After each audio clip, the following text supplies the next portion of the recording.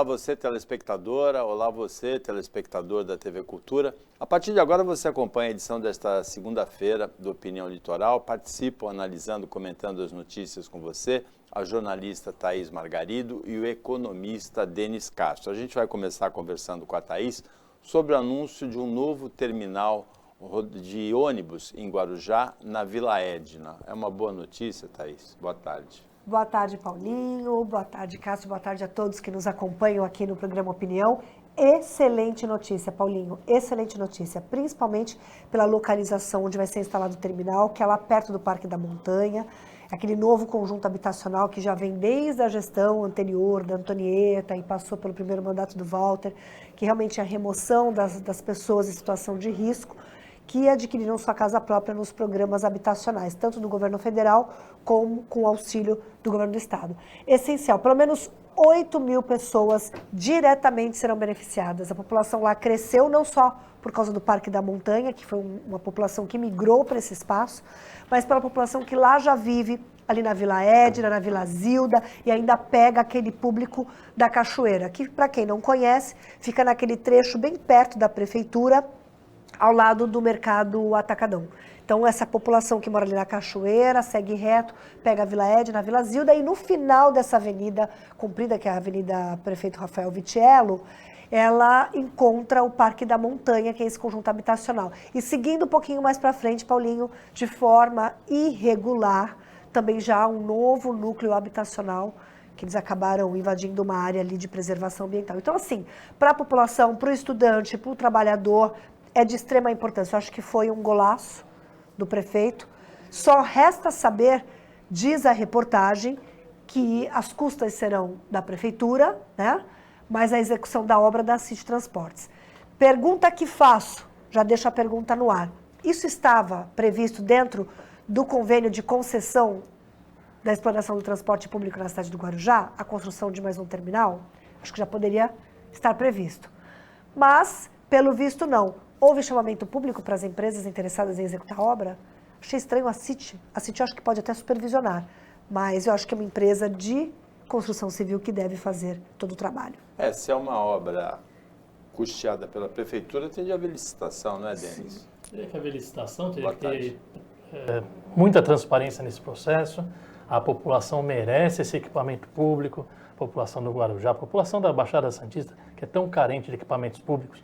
A gente vê em cidades da região terminal rodoviário, rodoviárias improvisadas, a população sofre tanto, espera o transporte debaixo de chuva, e a gente precisa oferecer esses equipamentos públicos minimamente em condições para a população ter uma melhor condição de transporte, de segurança também, né? A gente espera que seja feito reforço policial na área, porque normalmente onde se tem essas aglomerações você tem muito furto, você já tem a presença de pessoal, a violência está muito grande na Baixada Santista, então a gente espera que seja feita toda essa programação, equipamento seja entregue com transparência, com agilidade nessa obra, que essa obra não seja protelada, que não estoure o orçamento previsto, e então a gente espera essa responsabilidade aí, transparência na licitação, no processo, que fique tudo às claras para a população saber quanto que está pagando, não é um presente da prefeitura, o contribuinte paga por esses equipamentos públicos, e tá saber quanto que está pagando, quanto que está custando, quem está cuidando da obra, e poder participar dessa forma, não da forma só de pagar o imposto, sim também de saber como é que está acontecendo isso, nada fique debaixo das sombras ou debaixo das cobertas. E o valor é alto, né, Paulinho? A Opinião Litoral vai estar acompanhando e procurando ajudar o munícipe de Guarujá e de toda a Baixada, né? Porque, na verdade, a Baixada precisa de um projeto de transporte público todo integrado. A gente tem o cidadão metropolitano, né? O que mora em Guarujá, trabalha em São Vicente, estuda à noite em Santos, a namorada de Bertioga, né? Tem que ter um transporte público integrado e também um sistema viário para o automóvel integrado, coisa que a gente não tem. Tem os projetos aí. Projetos também, Denis, é o do Parque Valongo. Destravou, a área foi cedida para a Prefeitura de Santos depois de décadas de promessas, né? E duas gigantes do porto, do contêineres, a Ecoporto e a BTP, anunciaram que vão participar com dinheiro, com recursos aí do Parque Valongo, como a multinacional chinesa COFCO já tinha se comprometido com a primeira parte. Tem um projeto muito interessante aí de transferir o terminal de passageiros para essa área próxima do Valongo. Um parque seria uma revitalização para essa área que a cidade precisa, né? A cidade precisa dessa revitalização, principalmente o bairro do Valongo, que é muito carente. A gente teve ali há pouco tempo atrás, 15 anos, né, o tempo voa, ali o projeto de instalação das torres da Petrobras. No final das contas, numa disputa política com o Rio de Janeiro, se abortou o projeto, né? Chegou a vir uma torre, mas tinha a previsão de mais 3 torres, enfim. E aquela região precisa de revitalização, a população precisa de dignidade, precisa de urbanidade, precisa de levar o desenvolvimento para essas áreas da sociedade, para promover transformação social, né? Gerando emprego, gerando dignidade, um espaço limpo, cuidando com a questão de saúde pública, a questão dos viciados que naquela área muitas vezes causam muito problema para a população, que é uma questão em Santos, né? Em alguns pontos, pessoas viciadas em drogas ficam perambulando e causando alguns transtornos. Então é importante que a gente tenha essa visão de revitalização e levar desenvolvimento para todas as áreas da cidade de Santos. O cidadão santista merece respeito. Ali já está o Museu Pelé, já tem o espaço de shows também, né? Aos poucos vai caminhando, né, Thaís? Paulinho, vai se tornar um circuito turístico ali, na verdade, né? Vai incentivar o desenvolvimento do Centro Histórico de Santos, que também é um projeto antigo, que passou pelo governo do Papa, se estendeu pelo governo do Paulo e agora está no governo do prefeito Rogério, que é revitalizar o Centro Histórico de Santos, trazer vida novamente aonde começou a economia do país. E muitas edificações antigas, tradicionais, foram ficando abandonadas, até mesmo com dívida junto à prefeitura em relação aos impostos. E a ideia é revitalizar toda aquela área. Com a chegada do Parque Valongo, a ideia o objetivo, transformar num circuito turístico, aquecer não só na temporada de cruzeiros, mas durante todo o ano. Isso lembra muito o Porto Madeiro, né, na Argentina, que tem aquela movimentação de você sair com a tua família para jantar à noite, independentemente da temporada internacional de cruzeiros. Eu acho também que foi outro gol de placa para o desenvolvimento econômico da região. Itanhaém já vinha protestando bastante, um protesto encabeçado pelo vereador Silvinho, principalmente, contra a privatização da Manoel da Nóbrega e a instalação de postos de pedágio ali. Praia Grande agora se incorporou a essa manifestação na semana passada, principalmente no fim de semana.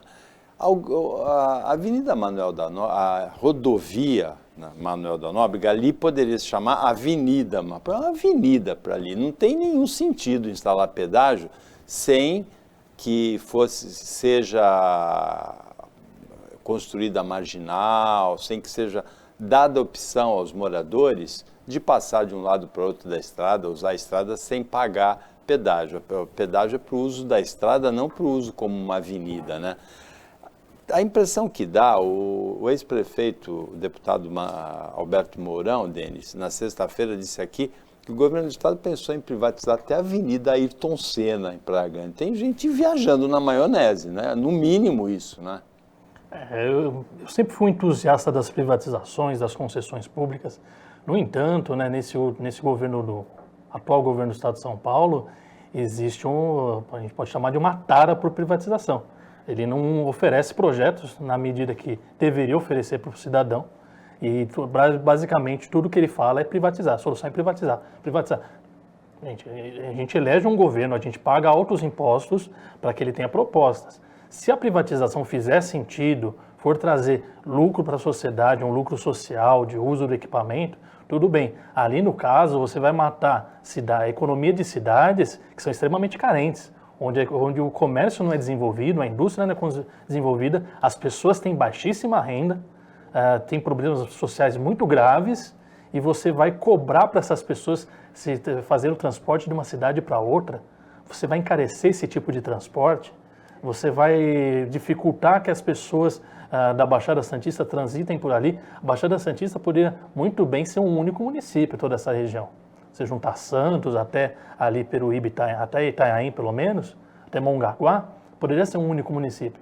E você fazer essa cobrança de um município para o outro. Então eu vejo uma preguiça na entrega de projetos. Outra coisa que eu trazendo o assunto para aqui, não é da pauta, mas é sobre também o fetiche do governador de privatizar a autoridade portuária, sendo que o Porto de Santos, a operação é toda privada. A autoridade portuária ela não promove, não movimenta um container. Ou seja, basicamente é o síndico do condomínio que organiza as funções. Ou seja, então ele propõe muitas privatizações sem sentido para a população, sem explicar o retorno social que isso vai trazer para a população. Então a gente fica numa situação de estranhamento, né? Eu espero que o pessoal os nossos deputados estaduais, eles fiquem de olho, fiscalizem e também não sejam somente oposição, que apresentem projetos. Na ausência de projeto do governador, que apresentem projetos, apresentem soluções. A gente precisa de modernização, precisa de serviço melhor, no entanto, vamos abrir o olho com isso. Agora, o governo Tarcísio também, ele várias vezes recuou, ele anuncia algumas iniciativas, existe uma rejeição a essas iniciativas e depois ele recua.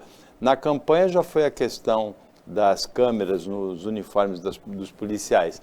E agora, durante esse começo, esse primeiro semestre, vários recursos, principalmente na área da educação, né?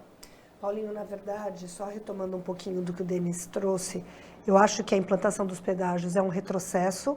A gente fala tanto de incentivar o turismo, que o turismo é uma indústria limpa, geradora de emprego e renda. A partir do momento que a gente coloca pedágio nas rodovias que interligam as 9 cidades, você está impedindo que o turismo se desenvolva. Né? Porque se a gente quer lançar algo que já vem sendo discutido turisticamente aqui, que é o selo metropolitano, justamente para fazer esse trânsito entre as cidades de turistas, quem está hospedado em Itanhaém, vir conhecer Guarujá, quem está hospedado em Santos e conhecer Mongaguá, fazer esse tráfego que até o próprio governo do estado, anos anteriores, lançou aquele programa Roda São Paulo, que esse era o objetivo, fazer essa interlocução entre as cidades da Baixada Santista, porque tem morador de Peruíbe que não conhece Guarujá, não conhece Bertioga, não conhece Cubatão, somos 9 cidades, às vezes não se conhece, é uma região. E o próprio governo do estado se discutiu muito da implantação, que ainda é lei, do distrito turístico. Então, como é que eu vou implantar um distrito turístico, que se discutiu de Santos se tornar um distrito turístico, se eu coloco pedágio? Mas, enfim, passando esse assunto, em relação à privatização, o que eu entendo?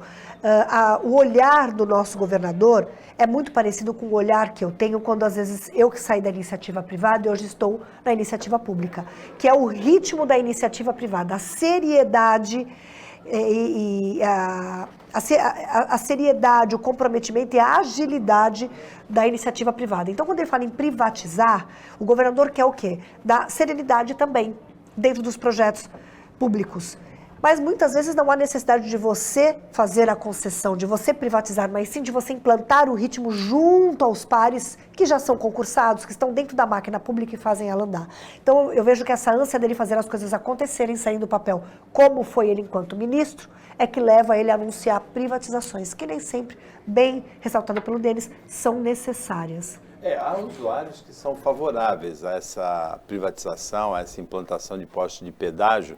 Usuários da estrada, inclusive, até pela segurança, há muitos atropelamentos, há poucas passarelas, mas isso tem que ser feito com critério. Ela tem que deixar de ser avenida, primeiro, ter passagens subterrâneas por ela, ou passarelas suficientes, viadutos suficientes, e depois, aí sim, a privatização.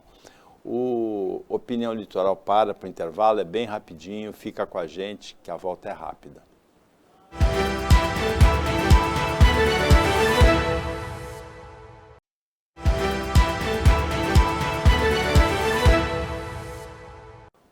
Voltando com a Opinião Litoral, a Thaís Margarido, jornalista, o Denis Castro, economista, estão analisando as notícias com você. Thaís, a Operação Escudo teve nesse final de semana a 19ª morte, mais um suspeito em tiroteio com a polícia, a maioria dessas mortes em Guarujá, e os exames do IML que foram feitos em Praia Grande desmentem algumas das teorias da polícia, né? O IML diz que algumas das vítimas estavam em postura de fuga e não de enfrentamento quando receberam os tiros, alguns pelas costas. Foi preso também pela Polícia Militar um criminoso nesse fim de semana, em Guarujá também, que zombou da polícia, fez um vídeo com um fuzil e acabou sendo preso com uma arma israelense, né? Olha, eu acho que a Operação Escudo tem que permanecer. por mim, por tempo indeterminado, para se restabelecer a ordem, principalmente na cidade do Guarujá. Segurança é um fator muito discutido, inclusive na nossa região, na Baixada Santista. Qual é a cidade que não quer ser uma cidade segura? A gente falou há pouco de turismo, eu ressalto muito o turismo porque eu acho que é uma vertente econômica, sim. É um potencial econômico para gerar emprego e renda, não existe turismo sem segurança, independentemente do turismo. Quem mora na cidade quer ver a filha ir com tranquilidade para a faculdade e retornar à noite para casa.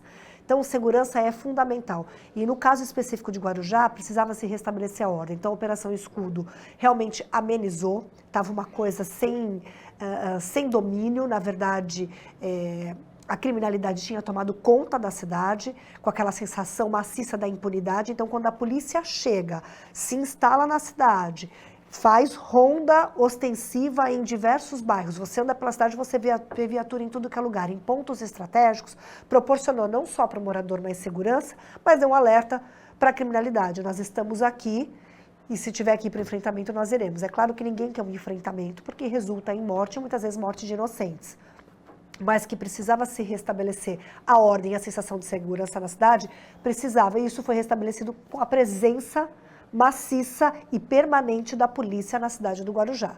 Agora, é claro que nós, cidadãos civis, comuns, a gente não participa da ronda, então realmente é difícil para nós julgarmos. Agora, só realmente um exame específico de balística do IML, da Polícia Científica, é que vai poder detectar, olha, foi alvejado pelas costas, não foi uma vítima, era inocente ou não.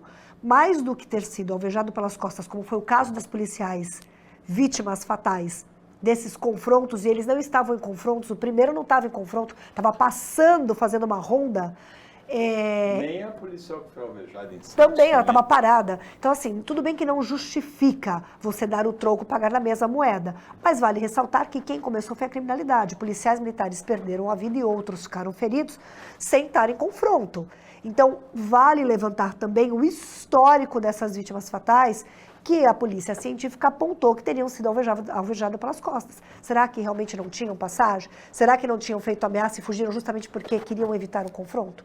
Não justifica tirar uma vida, mas preciso. Operação Escudo foi e está sendo aprovada pela população do Guarujá e você vê, é nítido as pessoas querendo a presença da polícia fixa na cidade. É uma questão bastante complexa, essa questão de combate ao crime organizado, né? Essa Operação Escudo, 19ª morte, para mim é um sinal de fracasso da operação. No entanto, a sensação de segurança trazida pela presença da polícia na cidade é importante para a sociedade. No entanto, todo o estado de São Paulo merece essa presença da polícia.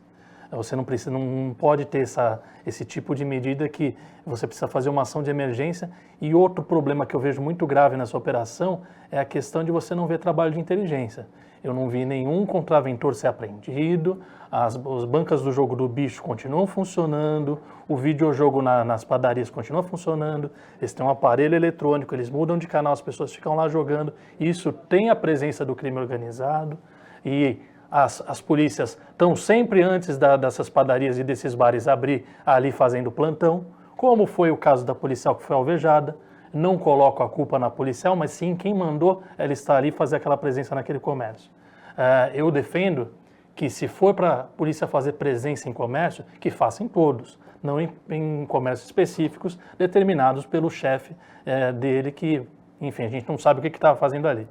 Enfim, então eu queria ver uma ação mais de inteligência da polícia em combate ao crime organizado, pegar gente importante, porque todo mundo sabe, todo mundo aponta, todo mundo sabe onde se lava dinheiro, todo mundo sabe onde estão os contraventores, e no final das contas você às vezes vê deputado estadual da bancada da bala andando de lancha com contraventor, com traficante que foi preso. Então, aí são questões que a gente se coloca, né? E cadê os peixes grandes? Só vai morrer gente pobre em comunidade? O combate tem que ser feito, o policiamento ostensivo tem que ser feito. Mas, no final das contas, essa Operação Escudo se pauta pelo sucesso, pelo número de mortes. E, pelo contrário, o número de mortes é fracasso. Você coloca o policial em exposição, porque você não fez o trabalho de inteligência, você não está combatendo o crime. Você simplesmente está colocando a polícia, e, infelizmente, o policial honesto, né? Porque o corrupto ele não está na linha de frente. A Thaís tem razão no ponto em que a criminalidade e a violência tinham saído de controle de Guarujá. O tráfico de drogas aqui na Baixada Santista é muito poderoso, porque é o que embarca para a Europa.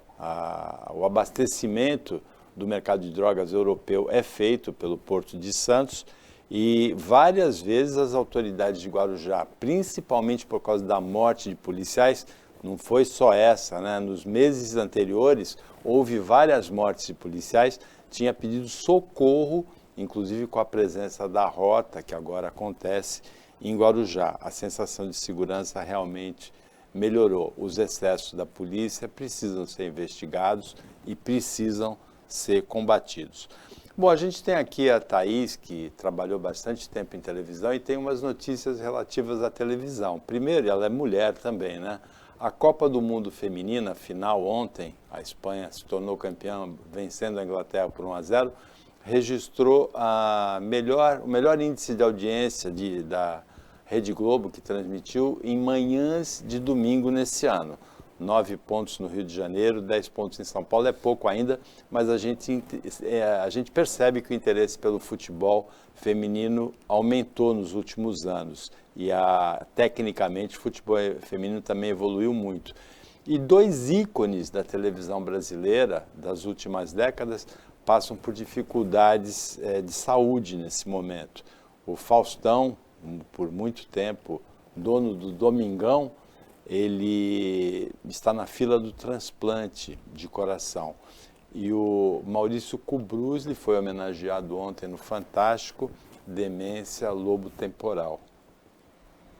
2 ícones, Paulinho, da TV brasileira. Imagina, o Maurício, quantas reportagens nós nos acompanhamos, não só no Fantástico, o Globo Repórter. Eu já acompanhava desde antes dele participar da televisão, quando ele tinha uma coluna no Jornal da Tarde. Olha isso, olha quanto tempo, né, de jornalismo, aquele jornalismo raiz. Inclusive ontem eu estava conversando com o meu esposo, a gente viu uma reportagem e eu falei assim, essa matéria de 50 anos do Fantástico, eles estão trazendo os principais programas, os quadros que tinham sucesso nas últimas décadas, né? Nas últimas 5 décadas. E eu falei assim para o meu marido, meu marido também é jornalista, eu falei, que saudade desse jornalismo raiz, Paulinho, jornalismo feito com ética, as matérias investigativas que você vai buscar informação na fonte, e não essa loucura pelo imediatismo para poder dar views na internet, e com isso você atrair aquele comércio, né, os anunciantes, para poder virar um comércio de notícias e não de informações verídicas. Agora, triste, o Faustão, que foi dono, bem lembrado pelo Paulinho, dos nossos domingos, era o ícone da Rede Globo, audiência no topo. Só vou fazer uma ressalva aqui. A audiência no domingo de manhã com a Copa, né, Mundial de Futebol Feminino mostra aí que veio para ficar e que se consolidou, né? Então as mulheres têm ocupado cada vez mais espaço. Você já jogou alguma vez? Não. Sou péssima. Péssima. Já joguei, mas eu sou péssima para jogar. Não tenho habilidade com as pernas para o futebol, para levar a bola até o gol. Mas, assim, isso mostra que mulher ocupa o lugar onde ela quiser estar e que nós fomos, assim, primeiro destaque na Rede Globo, ainda a primeira emissora, no domingo de manhã. Então, isso mostra... O Denis é palmeirense e o Palmeiras tem um ótimo time de futebol feminino, né? Fez um belo investimento, dá bela projeção, tem uma excelente estrutura, a mesma estrutura que está disponível para o futebol profissional. E voltando aqui para o Maurício Kubrusli, né? É um contador de histórias, né, que sempre encantou a gente, sempre trouxe humanidade, o cidadão brasileiro, viajou pelo Brasil inteiro. Então é muito triste, né, ter sido acometido por esse problema de saúde. E o Faustão, a gente torce para que ele tenha melhora, né, que ele consiga o transplante dele e que se recupere de saúde, porque a gente não torce para que ele volte a trabalhar, né? A gente torce para que ele possa viver com a sua família, né?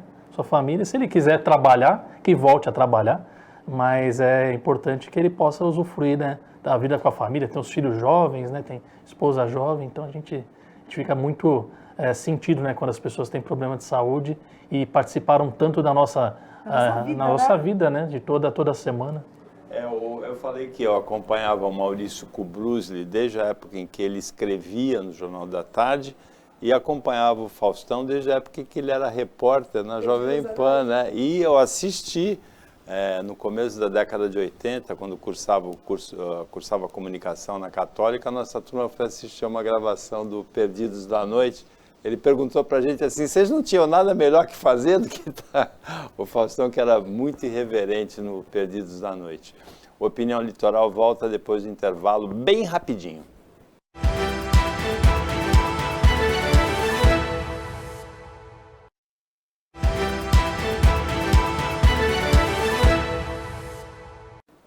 Voltando para o último bloco do Opinião Litoral, o economista Denis Castro, a jornalista Thaís Margarido estão analisando as notícias com você.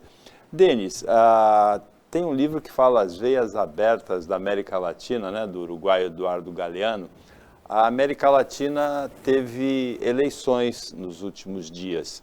Na Argentina, eleições primárias, que é uma eleição diferente, é uma espécie de classificação, né? um vestibular para... Todo mundo vota em todo mundo. A oposição vota no candidato da situação para escolher quem que a situação vai colocar como candidato. Então, é uma festa da democracia. E é diferente, né? Os candidatos que passam por essa eleição primária se classificam, tem que ter uma votação mínima para a eleição presidencial. Um candidato conservador foi o que teve maior votação, o que não significa muito, tem o primeiro turno, depois tem o segundo turno, tem a campanha, mas de qualquer maneira foi um candidato conservador na crise argentina, governada pela esquerda, que se classificou em primeiro lugar. No Equador, a eleição realizada ontem, vai ter um segundo turno entre uma candidata mais de esquerda, que foi em primeiro lugar, e um candidato mais conservador em segundo. E uma eleição interessante aconteceu na Guatemala. Foi um escritor, Bernardo Arévalo, né, que ganhou a eleição no segundo turno, ganhou com uma margem grande, quase 60% dos votos no segundo turno. E ele é um autor de muitos livros, um intelectual, lembra um pouco o Fernando Henrique Cardoso. E o pai dele foi presidente da Guatemala na década de 40, de 45 a 51, Juan José Arévalo. São os casos. Para onde vai a América Latina? Esse é de centro-esquerda, bem Fernando Henrique. A América Latina está com sérios problemas aí nas suas eleições. No caso da Argentina, eu não sei se é bem um candidato conservador, é um extremista, até meio anarcocapitalista, meio não, completamente anarcocapitalista. Então, não sei que caminho. E essa eleição da Argentina é peculiar, né? A gente não sabe se o resultado dele foi de fã ou de hater, né? A votação que ele teve foi estritamente dos fãs ou do partido de oposição falando, vamos votar nesse maluco, porque se ele concorrer é mais fácil a gente ganhar dele. Porque as propostas são muito absurdas. Abolir o Ministério da Saúde, desenvolvimento, educação, dolarizar a economia, você perder sua autonomia de emissão de dinheiro e controlar a sua economia, né? Ficar dependente dos Estados Unidos para você emitir dinheiro. Então é complicado, as ideias que ele tem são extremistas, né? Não são nem de centro-direita, são bem anarcocapitalistas. No Equador a gente vê essa questão da violência que é muito marcada na história da América Latina, né? Golpes, assassinatos. Assassinato de um candidato, então, né? Mas isso está marcado na história da América Latina, né, de violência, de golpe de Estado, de assassinatos, de tortura. E na Guatemala a gente tem esse sopro aí de civilidade, né, de um intelectual. A gente sempre fica muito bem impressionado quando tem eleição de intelectual, porque a gente entende que a possibilidade de haver diálogo, né, de conversa com todos os setores da sociedade, por isso a votação expressiva que ele teve, isso traz para a gente um sopro aí de civilidade, de que a América Latina poderia seguir por esse caminho, né? O caminho da civilidade, sem extremismos nem para um lado nem para o outro, o caminho do meio, onde você se importa com... nos últimos anos, a população passou a discutir política, eles passaram a discutir aquele político que eles têm mais afinidade. O que é discutir política? É o problema da educação, é da saúde, é da segurança pública, isso é discutir política. Você defender o candidato que você tem mais afinidade, isso não é política, isso é torcida organizada. O pessoal levou como se fosse torcida de futebol, aquele sentimento de ódio que também não deveria ter no futebol, mas no Brasil tem. Então, a gente espera que a América Latina siga por um caminho de paz, né? A gente tem ali o Chile, você teve esse encaminhamento e não aos extremismos. Mas vamos aguardar os resultados, né? Ansioso para saber o resultado da Argentina. Está nessa crise há 50 anos. Eu acho que... É bom a gente lembrar que essa aura de intelectual nem sempre equivale a sucesso político. O Peru teve como candidato um dos principais escritores do século XX, o Mário Vargas Llosa, e perdeu as eleições, né? Na verdade, eu acho que, principalmente na América Latina, e cito o Brasil como exemplo, eu acho que o eleitor, das últimas eleições para cá, ele tem menos avaliado as propostas de governo e tem ido mais pela simpatia do candidato. Então, as pessoas elegem aqueles que elas se identificam não pelos projetos de governo, pelas políticas públicas, mas aquela pessoa que tem um afago, que mostra uma credibilidade, uma seriedade. Isso ficou bem claro na eleição do Brasil. Em outros países da América Latina, a gente tem sentido isso, né? De repente, o intelectual que foi eleito na Guatemala era aquele respiro da sociedade que não tinha. Foi a terceira via, não tinha para onde ir, o que mais a gente vai esperar? Ele trouxe o resgate de um governo sério, que já traz aquele recall do pai, e veio com uma nova proposta. Ele é alternativa, é uma pessoa séria, porque hoje, na América Latina, principalmente, política virou sinônimo de corrupção. Então, eu vou votar naquele que mais me dá credibilidade, mostra que não vai chegar lá, não vai roubar, que vai lembrar de mim, mas não se estuda a política pública. E a nossa eleição hoje, nacional no Brasil, foi um retrato disso, né? O extremismo que o país ainda vive um pouquinho da direita e esquerda. E aí as pessoas foram para as urnas votarem pelo resgate do civismo no Brasil, foram para as urnas votar porque gostavam do jeito do ex-presidente, e outros buscavam já a política pública que a esquerda traz, e aí teve o resultado que teve nas urnas. Eu acho que o eleitor tem mudado a concepção na hora do voto, ele vota em quem ele se identifica, e menos tem estudado as propostas que cada um apresenta. Denis, tem um conjunto de boas notícias regionais para você escolher o que você achar mais importante. A Prefeitura de Santos e o Santos Futebol Clube estão promovendo hoje um mutirão de vacinação, de multivacinação. A pessoa deve levar a carteira de vacinação, ganha um desconto no voucher para entrar no Memorial das Conquistas do Santos, tem ídolos do Santos lá, tem a Baleinha, uma promoção interessante. Vai ter o Zé Gotinha? Muita saudade, né, da época do Zé Gotinha, que fazia, era o boneco, era o garoto propaganda da vacinação. São Vicente promove o primeiro Fórum Municipal da Diversidade, e aceitação da diversidade é sempre uma boa notícia. O Shopping Balneário de Santos vai inaugurar no dia 25 uma exposição Bossa Sempre Nova, com painéis, fotos, vídeos de um grande período, um período maravilhoso da música brasileira, que está fazendo 65 anos, que é o período da Bossa Nova, Tom Jobim, Vinícius de Moraes, João Gilberto, Nara Leão, um grande momento. E todo o litoral vai ter um mutirão de perícias médicas do INSS. Essa notícia eu não sei se é tão boa, porque o bom seria o funcionamento normal, né, das perícias. Tem uma fila enorme e vai mitigar um pouquinho esse problemaço de quem precisa da perícia, né, de quem depende da perícia, com esse mutirão. A questão aí da vacinação, que bom que o Brasil está retomando esse caminho. Os índices de vacinação ficaram muito baixos, inclusive das crianças, né, com o fantasma da volta da poliomielite, que deixa as crianças deformadas, que estava erradicada do Brasil. Tudo por conta que houve questionamento político das vacinas. Gente, vacina você não questiona politicamente, nem ideologicamente. Você toma a vacina, a ciência foi lá, testou, o médico recomendou, você protege a sua população e ninguém questiona. Na questão da diversidade, é importante essas ações afirmativas. Acho um absurdo a gente estar discutindo isso até hoje, porque é para ser uma coisa normal e a gente vê cada vez mais casos de violência e intolerância. A pessoa não tem que tolerar ou não, é a vida do outro que o outro faz. Se o outro está propagando amor, se o outro escolheu viver daquela maneira, você respeita e você vive a sua vida, você se preocupa com a sua vida. As iniciativas culturais aí da Bossa Nova, o resgate, né, tem um empobrecimento muito grande da música popular brasileira, muito pautada hoje em palavrão, em conotação sexual. Não que isso não seja cultura, mas só que você não pode privilegiar isso em detrimento das outras modalidades. A Bossa Nova é um respiro aí de civilidade e cultura. E o mutirão do INSS, a população precisa, né, a gente tem uma grande quantidade de pessoas querendo se aposentar, precisando dessa revisão, precisando desse atendimento médico, e o serviço público não está atendendo de maneira correta. Precisa fazer concurso público, precisa aumentar o efetivo, precisa treinar os funcionários a atender melhor a população. Eu não estou criticando todos os funcionários, mas tem funcionário que tem completo descaso por atender o cidadão.